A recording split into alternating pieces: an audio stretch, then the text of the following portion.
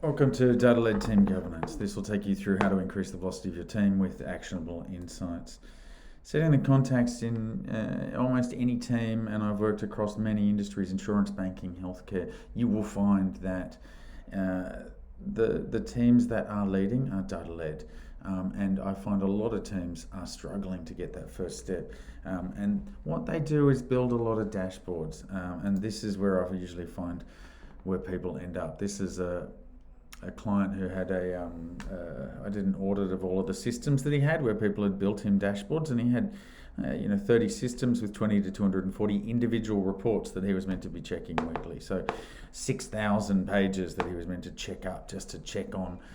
He ran the freezer section of a supermarket just to check on pricing, supply, and a range of other problems that could not really be looked at every week. And so he had a problem with his team of 5 people and how to manage that. So what I find with all clients, from retail to insurance to banking, if you have a good sized department of from starting at about 3 people up to 50 or 100, the first step is sit down and establish pretty clear risks, KPIs and thresholds. So I usually use Excel for this. If you can make a list from left to right at the top, you can see you put the risk that you're looking at, the KPI, and then establish some thresholds. And this needs to be done in a traffic-like system is usually the best method. So I find red, yellow, green is a good system.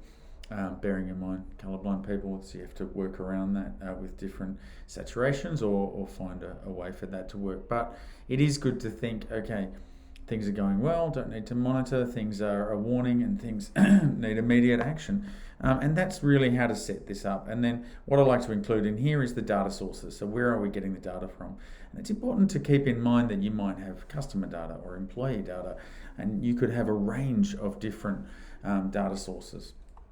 From here, you want to put together a quick dashboard that you can scroll through and make sure that's searchable down into different areas, so you can drill down when you have a problem. And from there, you want to build out an email alert that goes out weekly, monthly, and every quarter is usually a good time frame. Or I do find 6 weeks is a really nice number for reassessing larger things. And so if you have the email coming out, you can then click on, say you have a yellow one, and you can explore down to see what the problem is. As you can see on the left there, I am quite passionate about making sure you have data governance. So where is the data, what time is it, and what's happening. From there, I think it's good to build either a command center or just a central place where you can log in. Once you've built this and you have that system in place, it's really about looking at all of your staff and then sending them different KPIs and risks and thresholds. And from here, once you have that daily, weekly email processes going out 6 weekly, and you start to work on, using your data ops to reinvigorate what is being sent to your team, and you start to get those check-in meetings, really about taking the next step into automation and saying, okay, if I do have a red, does that trigger an immediate meeting of an action committee?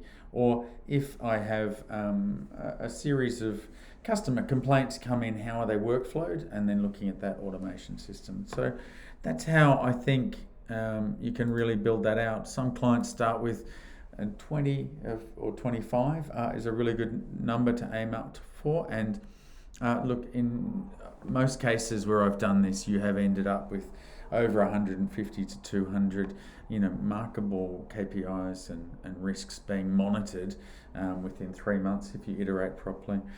All right, this is something to just jump into and give a try. If you need actual templates or demos, then reach out and we can send stuff to you.